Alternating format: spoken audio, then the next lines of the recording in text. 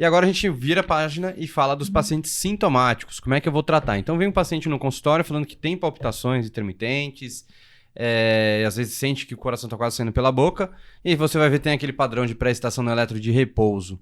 Então aí já está um pouquinho mais fácil, não é tão difícil que fica fácil. E aí? Como é que a gente vai manejar? Primeiro, assim, antes de indicar o tratamento invasivo que a gente comentou agora. Como é que funciona, né? Putz, estamos no SUS, a fila vai demorar, sei lá, 6 meses. Aí, o que eu faço até lá, né?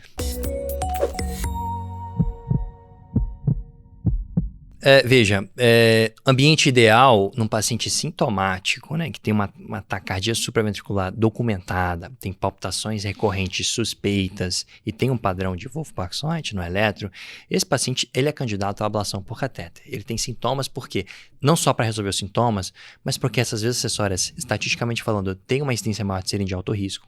Elas costumam não se resolver com a terapia não medicamentosa, então um padrão ouro nesse caso é a ablação por catéter. Tá? Nos pacientes que não querem, não podem ou não têm acesso à ablação por catéter nesse cenário, você pode lançar mão de algumas terapias antiarrítmicas que reduzem a velocidade de condução pela via acessória. Né? E aí vale a pena chamar atenção para algumas coisas. Né? As medicações que você usa, elas têm que atuar na via acessória, né? E não no nó AV. Né? Então esse é um ponto de atenção. Se você reduzir a condução pelo nó AV num paciente que tem uma via acessória, a prestação dele vai aumentar. Ele vai preferir conduzir mais pela via acessória e menos pelo nó AV. Então você tem que tentar atuar na via acessória. E das medicações que a gente tem disponíveis no Brasil, a propafenona é a melhor opção. Já tive muita discussão ainda falando que propafenona não podia. Eu bati no pé. Mas assim, então, beta-bloqueador não podemos? Se o paciente tem um padrão de prestação documentado, o beta-bloqueador pode aumentar essa prestação, pode preferir, digamos assim, favorecer a condução pela via acessória e aumentar a chance de problemas. Então, o beta-bloqueador é contraindicado em quem tem pré-estação no eletrocardiograma. Tá? Perfeito. Bloqueador renal de cálcio também, pelo mesmo motivo. Digoxina também, pelo mesmo motivo.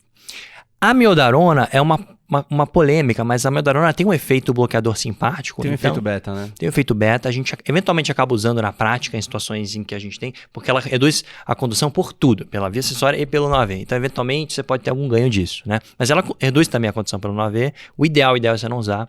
A propafenona, os antiarrítmicos do grupo 1C, propafenona e flecainida, eles têm uma preferência bem maior de bloquear a condução pela via acessória. Elas têm um efeito beta-bloqueador pequeno, mas o efeito é bem maior, que vale a pena. É a primeira opção terapêutica.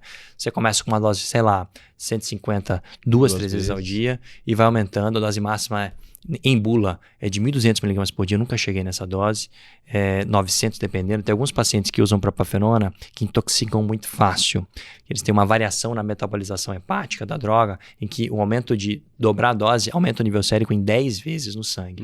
Então é por isso que a gente sempre começa com uma dose baixa e a propafenona costuma ser tranquila, bem tolerada. Dá um gostinho metálico na boca, com criança é mais difícil de usar, mas vai bem, é uma medicação boa. Mas é reservada para um cenário em que a ablação nesses pacientes sintomáticos ela não é possível, ela já foi tentada e não conseguida, ela não está disponível, o paciente não tem interesse, porque apesar de ser uma medicação que reduz a condução pela via acessória, ela não bloqueia, ela não te exime de riscos, ela reduz o risco, não tenha dúvida, mas ela não te exime de riscos, é uma opção de segunda linha. Segunda linha, barra paliativa, caso não tenha dado certo as ablações, barra ponte até chegar o dia da ablação, né? Mais ou menos isso, mais ou menos. Porque às vezes a gente sabe que não é tão fácil você conseguir indicar e conseguir ablação na mesma semana, né? A acessibilidade não é tão simples, do Brasil afora aí, não tenha dúvida, né? No INCOR a gente consegue com uma certa frequência, a gente até recebeu uma notícia recente que a gente tinha zerado a fila das taxupras ambulatoriais de lá. Mas fato é que não é tão simples na prática, então é uma ferramenta relevante e pode ser usada tranquilamente.